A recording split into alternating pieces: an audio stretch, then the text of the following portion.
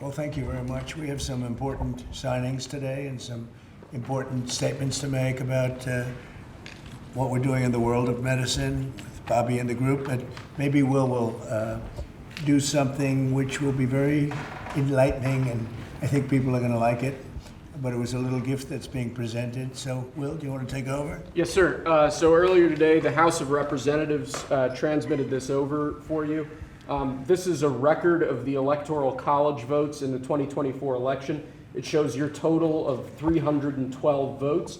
And the letter opener at the bottom of this framed display is actually one of the letter openers that was used to open the electoral votes during the counting. That's great. How many votes did the other side get? Less than you, sir, significantly. By how much? I don't want to get this wrong. It was 226. Oh. But the news said it was going to be the other way around. The news said it was going to be a lot No, closer. they said than that it was going to be a lot closer than that. It wasn't close. So 312 to 226, that's pretty good. Okay, that's good. Thank you. I thank them for me. That's very nice. Yes, sir. We'll tell the speaker. We have a number of executive orders for your attention today, sir. The first relates to gain-of-function research. Gain-of-function research is a type of biomedical research where pathogens are adulterated, viruses are adulterated to make them more potent or to change the way that they function. Many people believe that gain-of-function research was one of the key causes of the COVID pandemic that struck us in the last decade.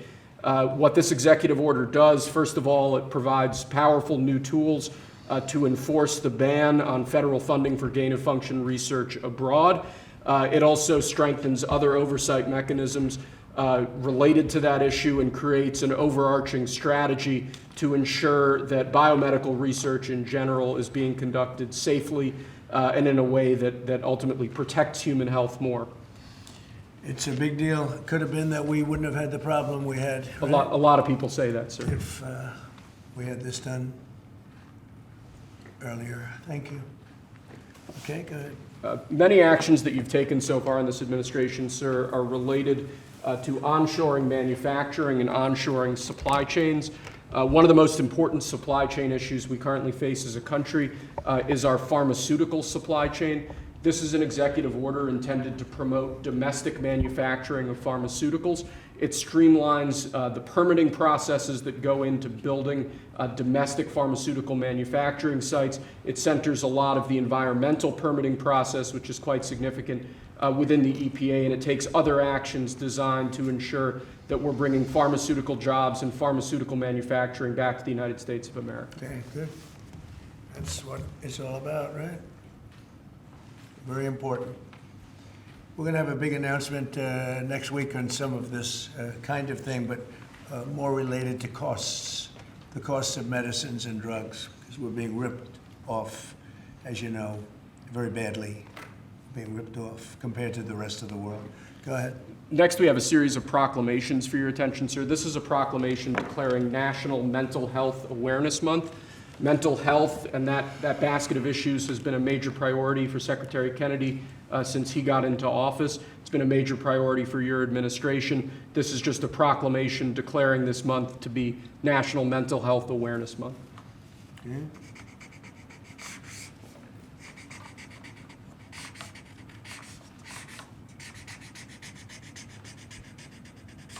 See, no auto pen. Isn't it nice?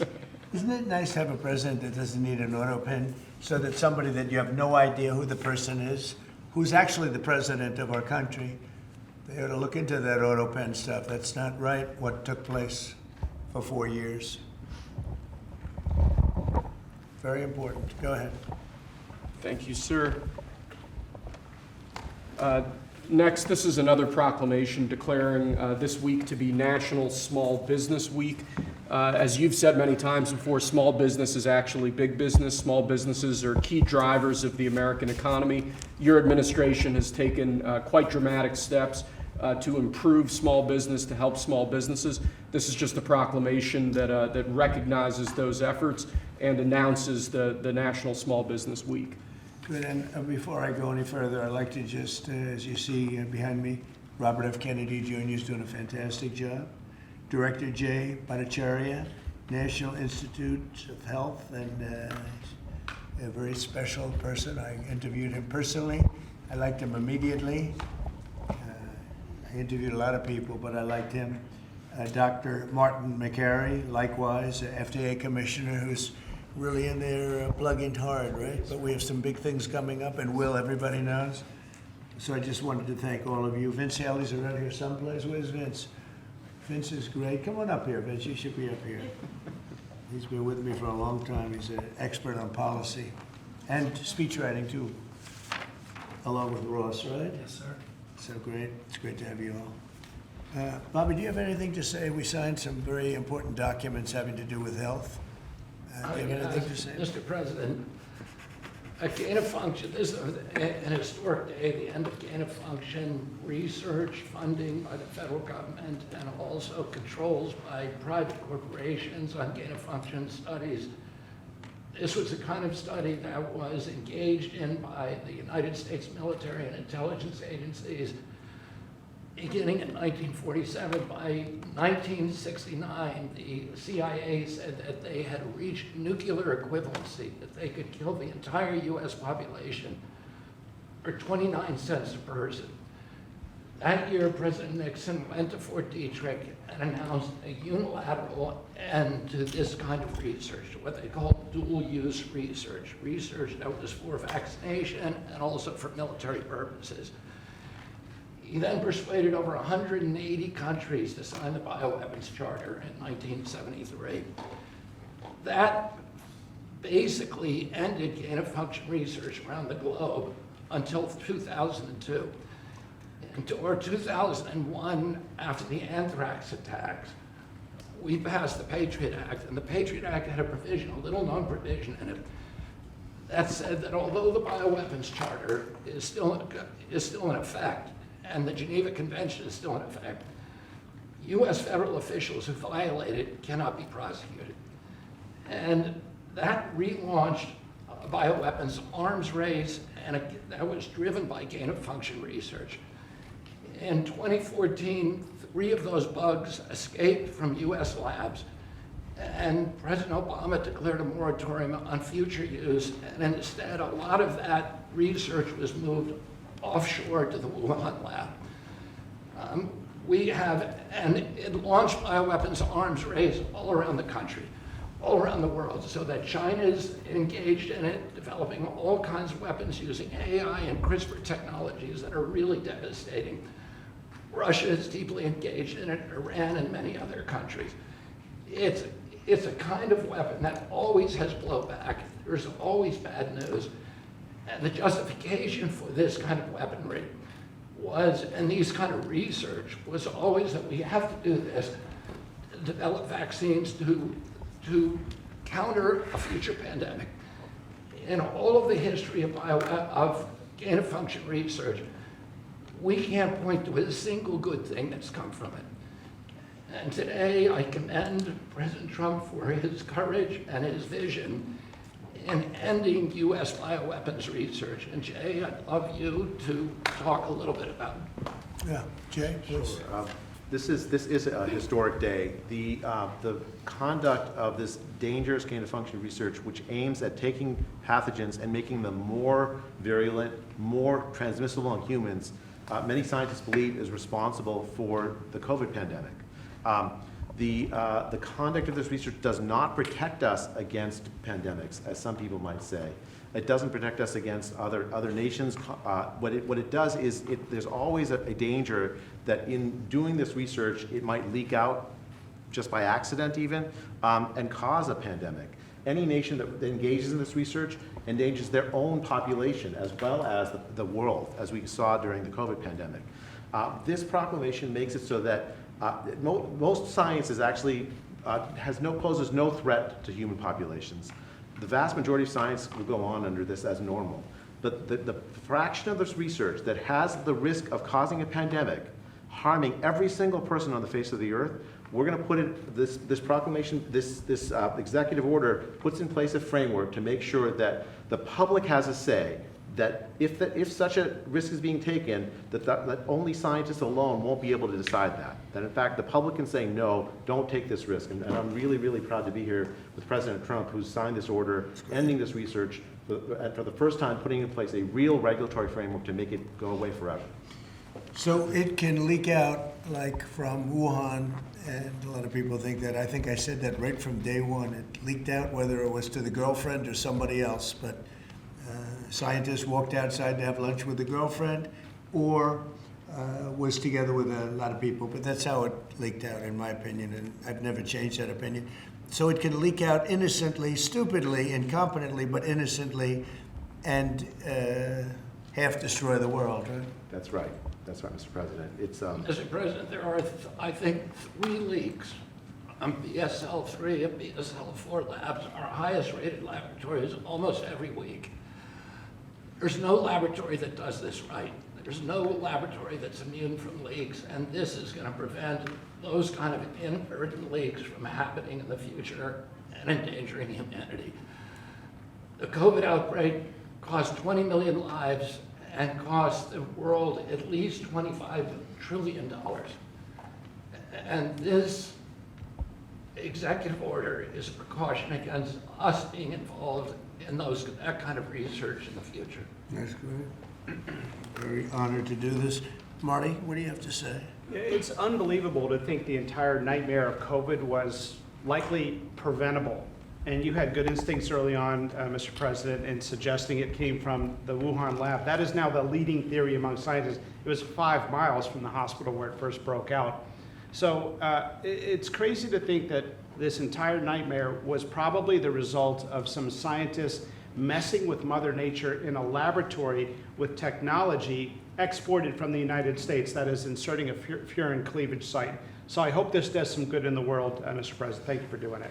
Anybody have any questions on that? Yes, please. On your proclamation designating this Mental Health Awareness Month, can you speak to concerns people are having regarding your administration cutting $1 billion in mental health programs? Well, we are schools? looking very closely at waste, fraud, and abuse, of which there's tremendous amount. People on that shouldn't be on, illegal immigrants on, people that came into the country illegally. We have many of them, and we're looking for that. But for the population that's supposed to be there, it's perfecto. And they want us to do that. They don't want to have the waste, the fraud, and the fraud is big, by the way, or the abuse. Question? Yeah, please. Thank you, Mr. President. I actually have a question for Secretary Kennedy, if you don't mind. Go ahead. You mentioned the anthrax attacks of 2001. At Zero Hedge, we're working on a piece revisiting that, and I've heard you speak at length about how that was likely a conspiracy from the inside of the Bush administration. So with your new current position, would you consider re-looking into that, given the questions that I've heard you raise in the past? Well, we're not at this moment going back. I mean, the FBI has already done an extensive investigation. They said that the anthrax was Ames anthrax. That came from a U.S. lab. Their accusation was that it was released by a scientist called Bruce Ivins, who subsequently committed suicide. There are many people who believe that Bruce Ivins was falsely accused and that it was somebody else in the lab. It's not something that we're currently investigating, but it's something that the FBI, the fact that it came from a U.S. lab is something the FBI determined.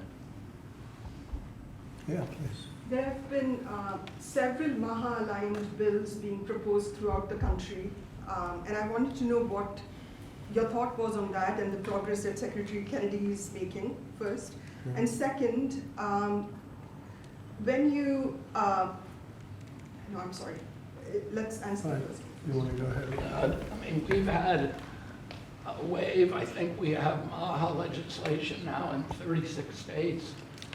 In the past 2 or 3 weeks, I've been to Arizona, to Utah, to West Virginia, to Indiana, signed SNAP waivers to get candy and soda off of SNAP, to change the school lunch program so that we're feeding our kids food instead of food-like substances that are made in laboratories, and to do a number of other initiatives that are being passed by, that are being driven by local MAHA movement, inspired by the president, and that are being signed into law by various governors. We're very, very grateful for that.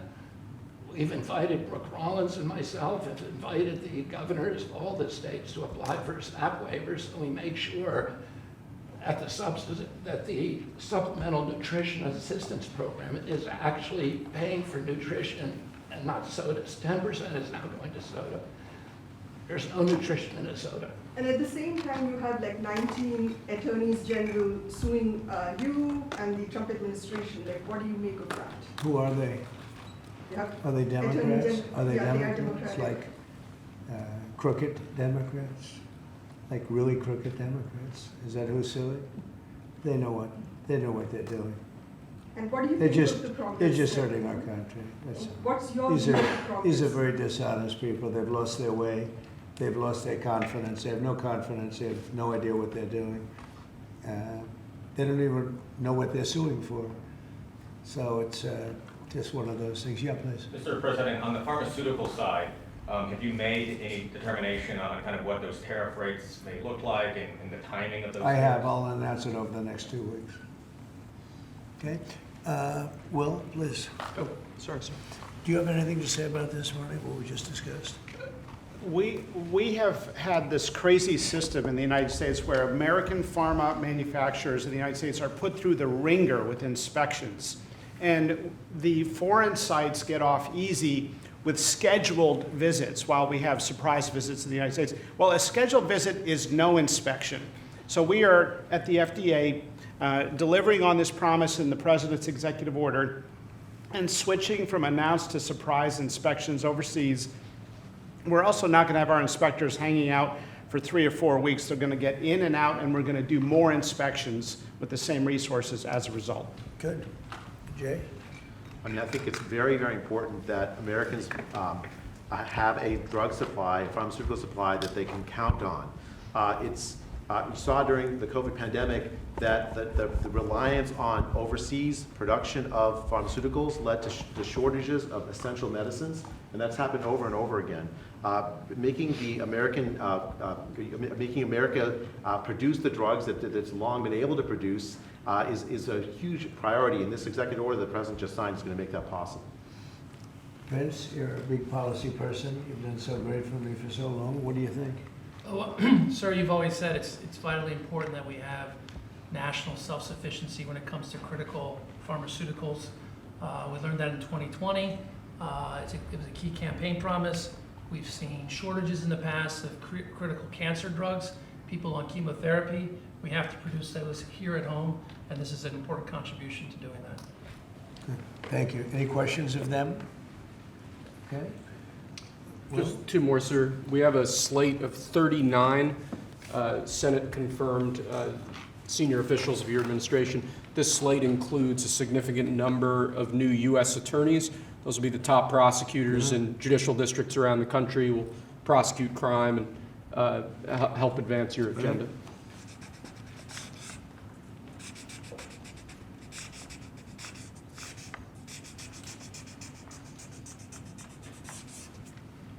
Okay, it's a lot of people, and they're very good people. I hope. Who knows? I hope so. Okay, thank you. And then lastly, sir, we have another proclamation. This week is National Hurricane Preparedness Week. This is an issue that's particularly important, obviously, to your home state of Florida. This is just a proclamation recognizing National Hurricane Preparedness Week 2025.